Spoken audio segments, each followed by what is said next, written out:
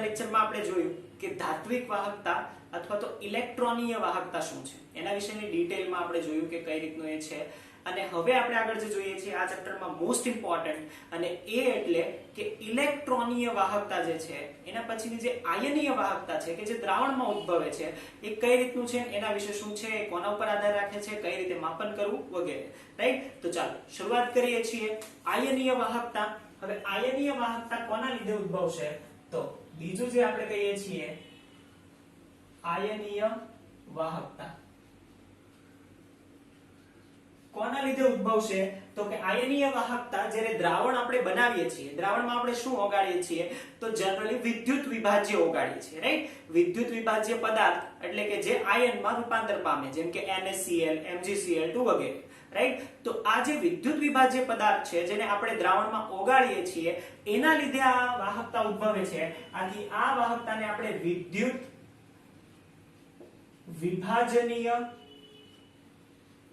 વાહકતા પણ કહીશું વિદ્યુત વિભાજનીય વાહકતા અથવા તો આયનીય વાહકતા રાઈટ બંને આપણે કહી શકીએ છીએ કે ચાલો તો પહેલા જ સરસ આપણને ઉદાહરણ આપેલું છે કે આ કઈ રીતે આઈડિયા આવે કે આ કઈ રીતે થાય તો કે આપણે પાણીની વાત કરીએ રાઈટ H2O હવે જો તમે 11માં 7મું ચેપ્ટર સંતુલન ભણેલા હોય તો એમાં આપણે જોયું હતું કે પાણીની અંદર જે બે આયનો છે એ એટલે કે H+ અને OH- હાઇડ્રોક્સિલ આયન અને જે H3O+ આયન જે છે આ બંને આયનની કેટલીક સાંદ્રતા રહેલી છે આ બંનેની ચોક્કસ અને શુદ્ધ પાણી માટે ફિક્સ સાંદ્રતા છે બંનેની સમાન છે કેટલી હોય છે થોડું વિચારીને મને ફટાફટ કહો કે શુદ્ધ પાણીમાં H+ અને OH- ની સાંદ્રતા કેટલી હોય છે ફટાફટ રાઈટ શુદ્ધ પાણીમાં રાઈટ તો એમાં કયા કયા હોય છે તો કે H+ અને OH-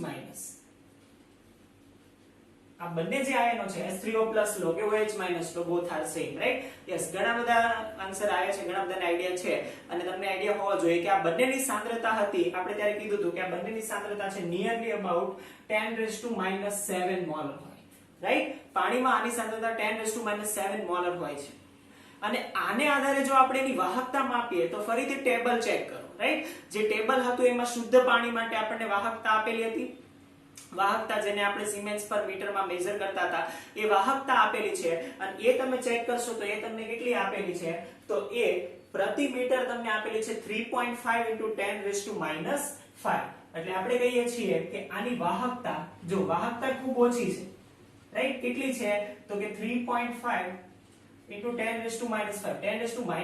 છે એટલે ઓછી જ છે સિમેન્સ પર મીટર રાઈટ પરંતુ હવે આગળની એક વાત આપેલી છે કે આનું કારણ શું તો કે એનું એક કારણ એ કે આના જે આયનોની સાંદ્રતા જુઓ H+ અને OH- બે જ આયનો છે બંનેની સાંદ્રતા પણ 10⁻⁷ છે એનો મતલબ શુદ્ધ પાણી જે છે એની વાહકતા ખૂબ ઓછી છે હવે મારે શું વિચારો તમારે કે મારે પાણીની વાહકતા વધારવી છે તો હું શું કરીશ સિમ્પલ વિચારો તો શું કરવું તો એની વાહકતા વધે યસ એક્ઝેક્ટલી એમાં કોઈ એવો પદાર્થ ઓગાળીએ અથવા તો એવું કંઈક નાખીએ કે જેનાથી આયનો વધે જો આયનો વધશે તો સિમ્પલ આયન વધશે તો ઓટોમેટિકલી એની વાહકતા પણ વધશે એનો મતલબ કે જો આમાં વિદ્યુત વિભાજ્ય પદાર્થ ઉગાડવામાં આવે તો એમ કહીએ કે શુદ્ધ પાણીમાં વિદ્યુત વિભાજ્ય પદાર્થ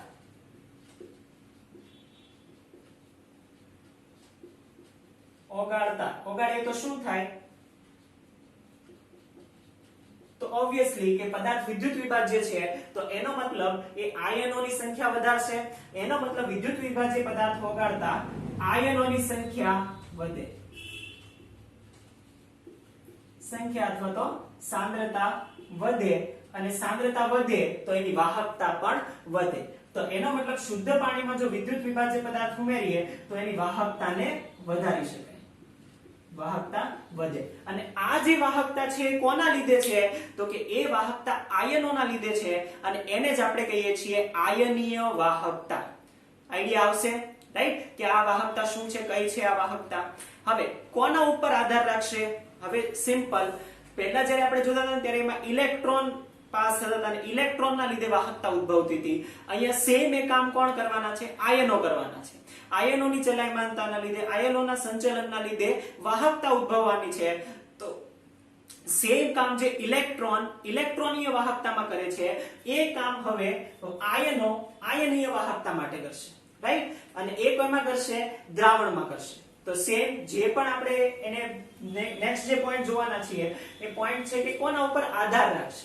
ઓબ્વિયસલી જેવી રીતે ધાત્વિક વાહકતા કેટલાક પોઈન્ટ પર આધાર રાખતી, 3-4 પોઈન્ટ આપણે જોયા હતા, સેમ આમાં પણ એ પોઈન્ટ જોવાના છીએ કે કોના ઉપર આધાર રાખશે. તો કેટલાક પોઈન્ટ છે એ આપણે જોઈ લઈએ. તો નીચેના પર આધારિત છે. કે કયા કયા પોઈન્ટ્સ છે તો એ પણ આપણે જોઈ લઈએ. હવે પહેલી જ વાત છે કે કોના લીધે ઉદ્ભવે છે? તો કે આયનોના લીધે. આયનો ક્યાંથી આવ્યા? તો કે વિદ્યુત વિભાજ્યમાંથી. તો એનો મતલબ પહેલું જ શેના ઉપર આધાર રાખશે? કે વિદ્યુત વિભાજ્ય ઉપર. વિદ્યુત વિભાજ્યના સ્વભાવ ઉપર આધાર રાખવું જોઈએ. તો પહેલો જ પોઈન્ટ આપણે એમાં લખી દઈએ કે જે સાંદ્રતા છે એ કોના ઉપર આધાર રાખશે? કઈ રીતે આધાર રાખશે? તો એ આપણે કહીએ છીએ વિદ્યુત વિભાજ્યના સ્વભાવ ઉપર. હવે વિદ્યુત વિભાજ્યનો સ્વભાવ તમે ભણી ગયા છો. ક્યાં ભણી ગયા છો એ પણ યાદ કરાવી દઉં તમને કે તમે 7મા ચેપ્ટર સંતુલનમાં તમે ભણી ગયા છો. ઇક્વિલિબ્રિયમમાં વિદ્યુત વિભાજ્ય, પ્રબળ વિદ્યુત વિભાજ્ય, નિર્બળ વિદ્યુત વિભાજ્ય, આ બધું ભણી ગયા છો. હા, એનો મતલબ જે સેમ પ્રબળ વિદ્યુત વિભાજ્ય, નિર્બળ વિદ્યુત વિભાજ્ય હતા એ બધું જે પાછું જે છે પાછું થોડું રિવાઇઝ હમણાં થવાનું છે એટલે માઇન્ડમાં રાખજો, રાઈટ? તો પહેલી આપણે વાત કરી વિદ્યુત વિભાજ્યનો સ્વભાવ, કેમ કે એના ઉપરથી આયનો આવે છે. બીજું કે આ વિદ્યુત વિભાજ્યને જેમાં ઓગાળીએ છીએ એટલે કે દ્રાવક, હવે એમાં ઓગાળીએ છીએ તો એના ઉપર પણ આધાર રાખશે, રાઈટ? એટલે બીજું આપણે કહીએ છીએ દ્રાવકનો સ્વભાવ. અને બીજું કે આયનને જ્યાં ગતિ કરવાની છે ને શેમાં ગતિ કરવાની છે? કયા માધ્યમમાં ગતિ કરવાની છે? તો કે આયનને દ્રાવકમાં ગતિ કરવાની છે. એટલે ખાલી સ્વભાવ નહીં, તમને બહુ સરસ શબ્દ આપેલો છે અને એ છે દ્રાવકની સ્નિગ્ધતા. શું છે આપણે સમજીએ, પહેલા લખી લઈએ. દ્રાવકનો સ્વભાવ અને સ્નિગ્ધતા. હવે શું છે સ્નિગ્ધતા? સ્નિગ્ધતા એટલે કે એની ડેન્સિટી એ કેટલું જાડું છે, રાઈટ? જેમ કે આપણે કહીએ છીએ કે જ્યારે ચાસણી આપણે ખાંડ અને પાણીમાં ઓગાળીએ તો એ એટલું જાડું નથી, પણ ચાસણી બનાવીએ તો એ કેટલું ઘટ્ટ છે, રાઈટ? તો એની જે ઘટ્ટતા છે એને જ આપણે સ્નિગ્ધતા કહીએ છીએ. એને ઈટા વડે આપણે મેઝર કરતા હોય છે, રાઈટ? સ્નિગ્ધતા. હવે આ જે સ્નિગ્ધતા છે એના આધાર વાહકતા પર થાય. કેમ? કેમ કે જે આયનો છે એને એમાંથી પસાર થવાનું છે, પાસ થવાનું છે, અને જો વધારે સ્નિગ્ધ હોય તો એટલું ઈઝીલી પાસ થઈ શકે નહીં. એટલા માટે સ્નિગ્ધતા પર પણ આધાર રાખશે, રાઈટ? તો આના ઉપર આધાર રાખશે. અને મેઇન જેના લીધે વાહકતા ઉદ્ભવે છે એ છે આયન. એટલે જે આયનો ઉદ્ભવે છે એનું કદ કેવડું છે, રાઈટ? એનું સોલ્વેશન કેટલું છે? સોલ્વેશન એટલે કે દ્રાવક યોજન. દ્રાવક યોજન એટલે કે દ્રાવકમાં ભીંજાવ. શું છે આપણે સમજીએ. ચાલો કે ત્રીજો પોઈન્ટ આપણે લખીએ કે પહેલું આપણે જોયું કે ક્યાંથી આયનો ઉદ્ભવે છે. બીજું આપણે જોયું કે જ્યાં આયનો ગતિ કરવાના છે જેના લીધે આયનીય વાહકતા ઉદ્ભવવાની છે. અને ત્રીજો પોઈન્ટ જોઈએ છે ખુદ આયનો, એટલે કે આયનોના કદ અને તેનું સોલ્વેશન. હવે સોલ્વેશન એટલે શું? તો કે મેં તમને કીધું દ્રાવક યોજન. દ્રાવક યોજન. હવે દ્રાવક યોજન એટલે અત્યારે તમે એને ડીપમાં જવા કરતા તમે એટલું યાદ રાખો કે દ્રાવક યોજન એટલે શું? તો કે દ્રાવક વડે ભીંજાવ. યોજન થવું એટલે કે ભીંજાવ, એને કહેવાય સોલ્વેશન.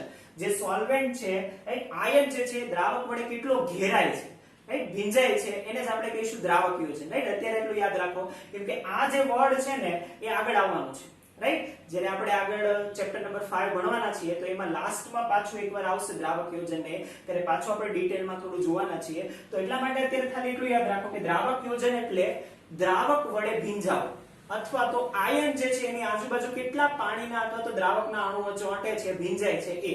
કે આટલું યાદ રાખો તો ઘણું છે, રાઈટ? તો એને આપણે કહીશું દ્રાવક યોજન. તો આપણે વાત કીધું. અને મેં કે જે કેટલા આયનો ઉદ્ભવશે એ કોના ઉપર આધાર રાખશે? કેટલા આયનો આવશે, અથવા તો જેટલો જથ્થો આપણે ઓગાળીશું એટલા આયનો આવશે. ને જે જથ્થો ઓગાળીએ છીએ એને આપણે શું કહીશું? તો એને આપણે કહીશું સાંદ્રતા, રાઈટ? તો ચોથો જે પોઈન્ટ છે કે જેના ઉપર આધાર રાખે છે એ એટલે કે વિદ્યુત વિભાજ્યની સાંદ્રતા. અને લાસ્ટ મોસ્ટ ઇમ્પોર્ટન્ટ અગેન યાદ કરો, ધાત્વિક વાહકતા અથવા તો ઇલેક્ટ્રોનીય વાહકતામાં છેલ્લો પોઈન્ટ કયો હતો? કોના ઉપર આધાર રાખતું હતું? ફટાફટ આન્સર જોઈએ. ઇલેક્ટ્રોનીય વાહકતા આગળના લેક્ચરમાં આપણે જોયું કે ઇલેક્ટ્રોનીય વાહકતામાં છેલ્લો પોઈન્ટ કોના ઉપર આધાર રાખે છે? યસ એક્ઝેક્ટલી, કે એ તાપમાન પર આધાર રાખે છે. તો સેમ મેં તમને ત્યારે કીધું હતું કે જો આ ડિફરન્સ છે, તફાવત છે, અને એ બંનેમાં આવશે એટલે જો સેમ તાપમાન પર આ પણ આધારિત છે, એટલે કે આ પણ તાપમાન પર આધાર રાખે છે.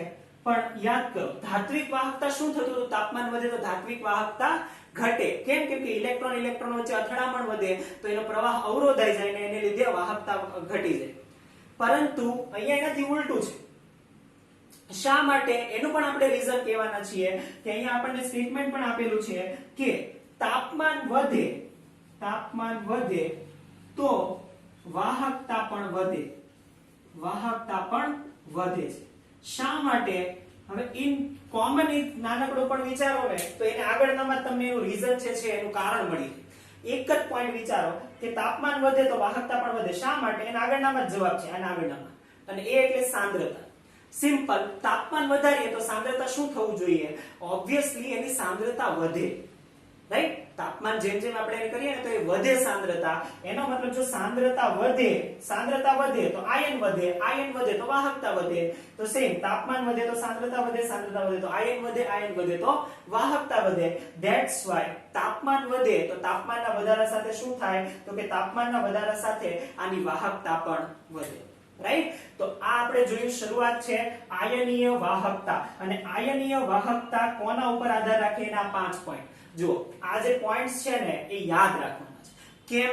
કેમ કે અતિ અગત્યના છે અને આ છે ને MCQ માં અને 2 માર્ક્સમાં પૂછાઈ શકે છે. રાઈટ?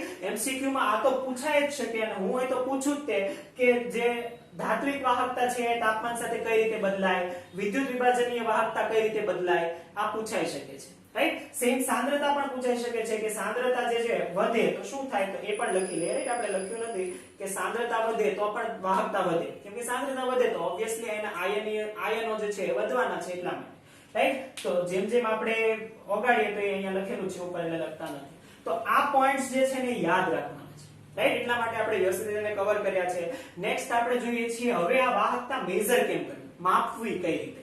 રાઈટ? તો એ મેઇન પોઈન્ટ છે. ચાલો આ યાદ રાખવાનું છે. આઈ થિંક આ બધું લખી લીધું હશે. ફાઇન. ઓકે, ચાલો ઇરેઝ કરીએ. તો હવે આપણે મેઇન જોઈએ છે કે આ વાહકતાને મેઝર કઈ રીતે કરવી. હવે વાહકતાને મેઝર કરવા માટે એનો અવરોધ જે છે એ મેઝર કરી લઈએ તો મેઝર થઈ જાય. પરંતુ એનો અવરોધ કઈ રીતે મેઝર કરવો એ આપણે જોવાના છે. ફાઇન. વાહકતા મેઝર કરવા માટેની જો આપણે અવરોધ જે છે એ માપી લઈએ તો આપણને ખબર પડી જાય કે કઈ રીતે એની વાહકતા છે. પરંતુ એ કઈ રીતે મેઝર કરવો ને એ આપણને આપેલું છે, જોઈ લઈએ. ચાલો હવે પહેલા તમે મને કોઈ પણ અવરોધ માપવો હોય તો એ કયા સાધન વડે મપાય? રાઈટ? ફિઝિક્સમાં તમે ભણી ગયા છો એટલે તમને ક્વેશ્ચન પૂછું છું. ફટાફટ લખો. અવરોધ માપવા માટે કયું સાધન વપરાય છે? કોઈ પણ પદાર્થનો અવરોધ માપવા માટે કયું સાધન વપરાય છે? ફટાફટ. Yes exactly. ઘણા બધાના આન્સર આવી જશે. ઘણા બધાને યાદ આવી ગયું હોવું જોઈએ કે વિસ્ટન બ્રિજ જે છે રાઈટ એ કોના માટે વપરાય? તો કે વિસ્ટન બ્રિજ નામનું જે સાધન છે એ સાધન અવરોધ માપવા માટે વપરાય. રાઈટ? અને ફિઝિક્સમાં તમે એનો એક્સપેરિમેન્ટ પણ કરતા હોવ છો કે કઈ રીતે એનો અવરોધ માપવાનો હોય છે અને એ સાધન તમે ફિઝિક્સ લેબમાં જોઈ પણ શકો છો. રાઈટ? તો એ વિસ્ટન બ્રિજની મદદથી આપણે કોમન અવરોધ તો માપી શકીએ. હવે એ સાધન એકવાર જોજો. હવે એ સાધન આપણે દ્રાવણમાં તો લગાડી ના શકીએ. તો દ્રાવણનો અવરોધ કઈ રીતે માપવો?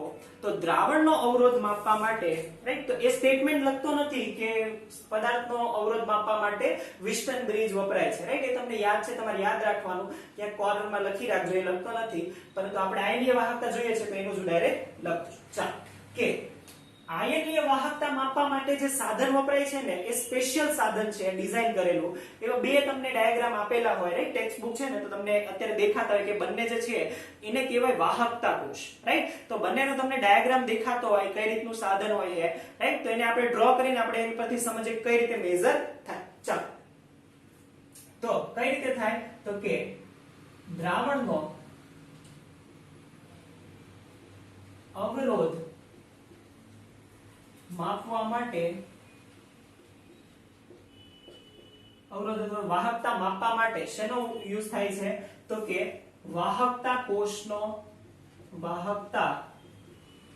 કોષનો ઉપયોગ થાય છે. આ જે વાહકતા કોષ છે એ કઈ રીતનું છે તો કે વાહકતા કોષ જે છે એ આ રીતનું સાધન છે. તમને ડ્રો કરી આપણે એક હું ડ્રો કરું છું, રાઈટ? બે આપણને આપેલા છે ટેક્સ્ટ બુકમાં, એમાંથી કોઈ એક આપણે ડ્રો કરીએ. ચાલો, તો આ આપણને આપેલું છે આવી રીતનું જે છે કે એક પાત્રની અંદર જે છે દ્રાવણ ભરવા માટેનું હોય આ રીતનું.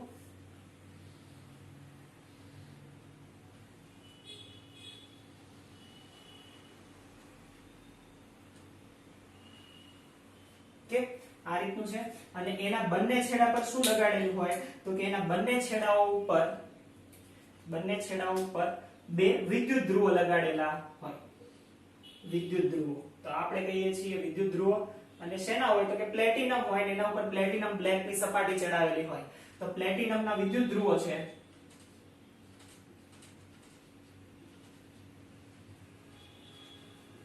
અને એના ઉપર પ્લેટિનમ બ્લેક ની સપાટી ચડાવેલી હોય કે જેનાથી એના ઉપર રિએક્શન થઈ શકે. આ આપણે જોઈ ગયા છે, રાઈટ? અને એને આપણે જોડેલું હોય શેના સાથે તો કે અલગ જે છે મેઝર કરવા માટે અથવા તો પ્રવાહ પસાર કરવા માટે જે હોય એના માટે. કે અને એની અંદર આપણે જે છે કોઈ બી દ્રાવણ જે હોય એ દ્રાવણ આપણે ભરેલું છે. તો એ દ્રાવણ આપણે અંદર દોરી દઈએ, રાઈટ? તો આ દ્રાવણ અંદર આપણે તો એ દ્રાવણ કોઈ બી જે વિદ્યુત વિભાજ્ય છે કે જેનું આપણે અલગ અલગ સાંદ્રતાએ અવરોધ માપવો છે તો એનું ભરેલું હોય કે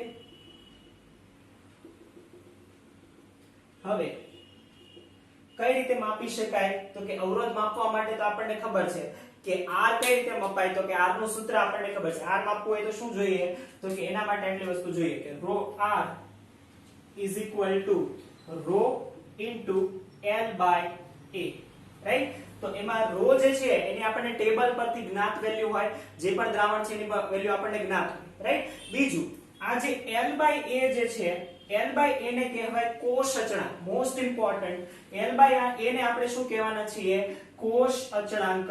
તો L by A એને કોષ અચળાંક એને શેના વડે દર્શાવાય તો કે એને G સ્ટાર વડે દર્શાવાય. G સ્ટાર કોષ અચળાંક, રાઈટ? તો L by A ને G સ્ટાર તો કોષ અચળાંક કહે છે. શા માટે કોષ અચળાંક એ પણ તમને કહી દઉં કે જે આ L છે ને એ શું છે તો કે બંને જે ઇલેક્ટ્રોડ છે એના વચ્ચેનું ડિસ્ટન્સ છે, રાઈટ? L જે છે એ બંને જે વિદ્યુત વિભાજ્ય અંદર ભરેલું છે એની વચ્ચે કેટલો ગેપ છે એનું માપન છે. અને A એના આડછેદનું ક્ષેત્રફળ છે. ઇલેક્ટ્રોડ છે એના આડછેદનું ક્ષેત્રફળ છે. અને એટલે જ આપણને જો અંદર આપેલું છે કે જ્યારે પણ L by A છે ને એ મેઝર કરવો મુશ્કેલ હોય તો કઈ રીતે કરવાનો તો કે કોઈ પણ કોષ વાહકતા કોષ હોય ને એમાં KCl નું દ્રાવણ ભરી દેવાનું. કેમ KCl નું તો કે KCl માટે છે ને જ્ઞાત વેલ્યુ આપણને છે, આપણને બધી વેલ્યુ ખબર છે એના માટે. તો એ ખબર જેવી છે KCl ની વેલ્યુ ભરી દેવાની અને મેઝર કરી લેવાનું કે આની સાંદ્રતા આટલી છે તો આનો અવરોધ આટલો હોય તો એના પરથી આપણને કોષ અચળાંક મળી જાય, રાઈટ? તો આ જે કોષ અચળાંક છે એ માપવાનું, મેઝર કરવાનું, રાઈટ? અને જો એ મળી જાય, કોષ અચળાંક મળી જાય, અવરોધ મળી જાય તો આપણે એની વાહકતા માપી શકીએ. કઈ રીતે તો સિમ્પલ.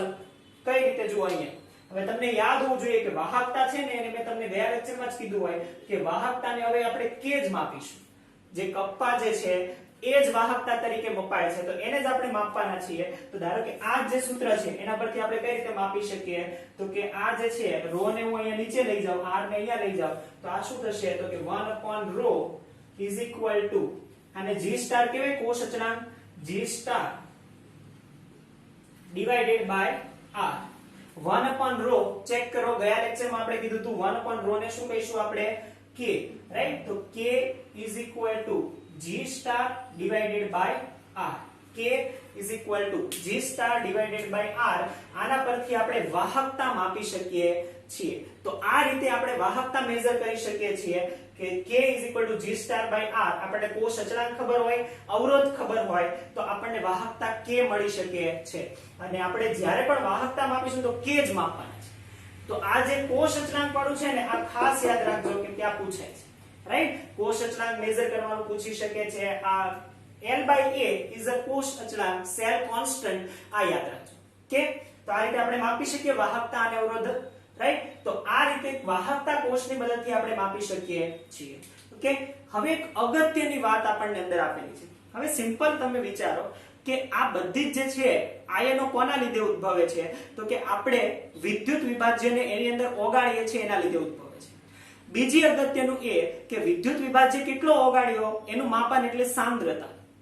એનો મતલબ કે સાંદ્રતાના આધારે શું થવું જોઈએ તો કે સાંદ્રતાના આધારે જે પણ જે છે સાંદ્રતાના આધારે એની વાહકતા બદલાવી જોઈએ.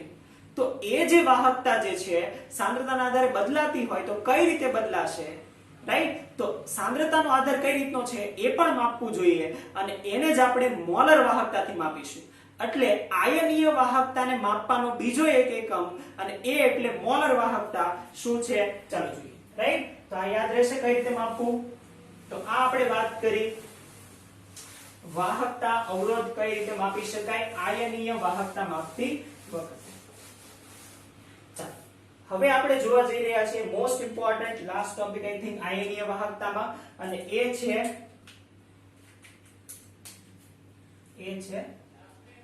વાત કરીએ છીએ આપણે મોલર વાહકતા.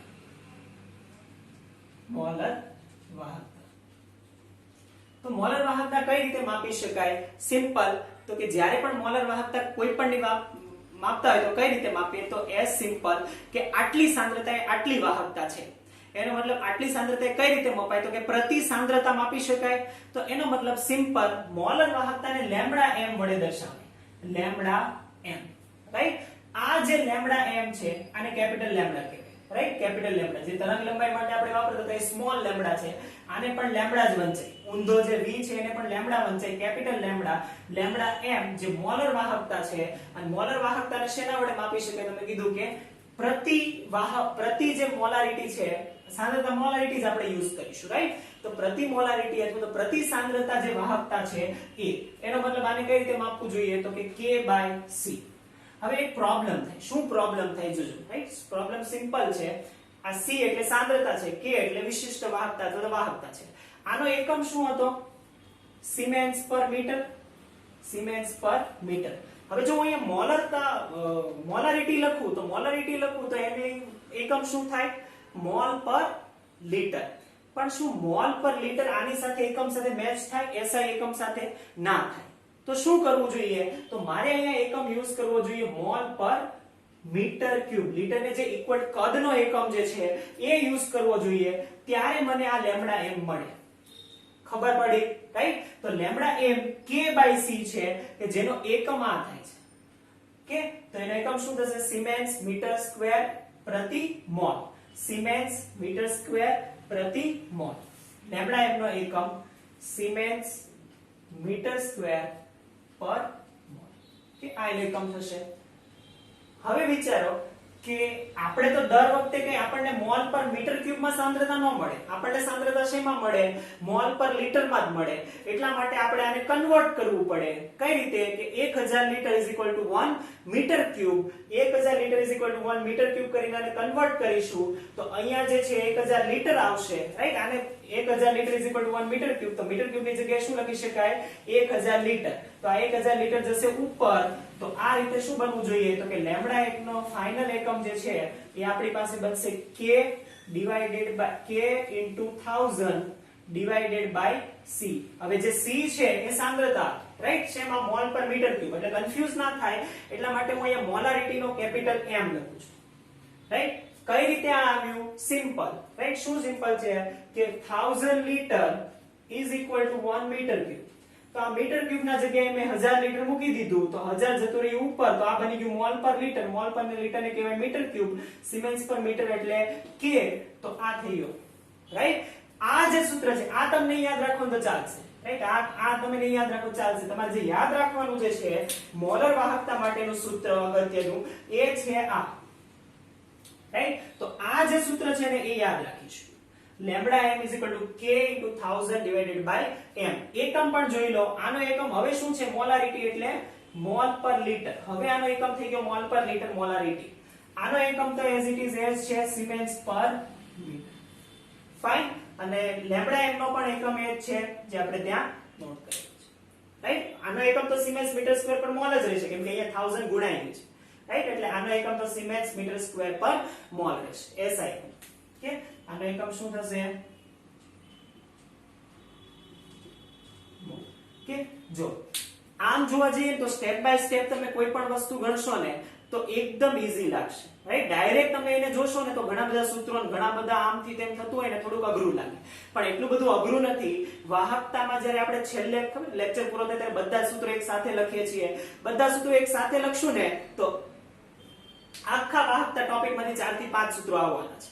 એટલે વધારે કન્ફ્યુઝ નહીં થાવ, ઈઝી ટોપિક છે. પણ જેટલું મેં તમને યાદ રાખવાનું કીધું છે એ વ્યવસ્થિત યાદ રાખશો તો કોઈ પણ જગ્યાએ અટવાશો નહીં, રાઈટ? તો એટલા માટે આપણે આ જોયું. તો આ આપણે બધું જ જે છે આયનીય વાહકતાને કઈ રીતે માપવું ને એ જોઈ લીધું કે હવે આયનીય વાહકતા સાંદ્રતા સાથે કઈ રીતે બદલાય છે એ ટોપિક બાકી છે, અને એમાં કોલરોસનો નિયમ આવે છે એ ટોપિક બાકી છે. આપણે નેક્સ્ટ લેક્ચરમાં જોઈશું. Thank you so much.